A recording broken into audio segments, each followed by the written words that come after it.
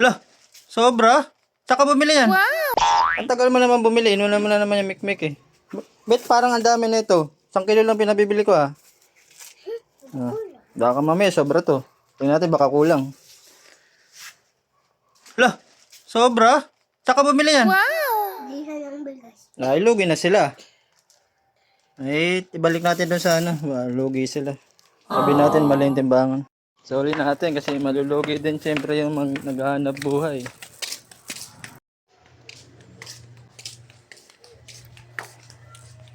Tao po. Bossing. Dito pa binili ng bigas? Sobra? Sobra.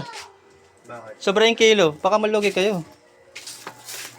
Sobra sa amin eh. Ito.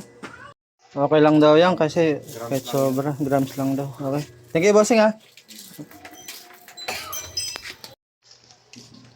Okay lang daw mga bossing. Sobra ng 170 grams yung biniling bigas. Okay lang daw sabi nung may-ari. Ay di maganda. Doon ako bibili. Pwede ba ilayo mo sa akin to? Ayoko makita ito. Maita ulo ko.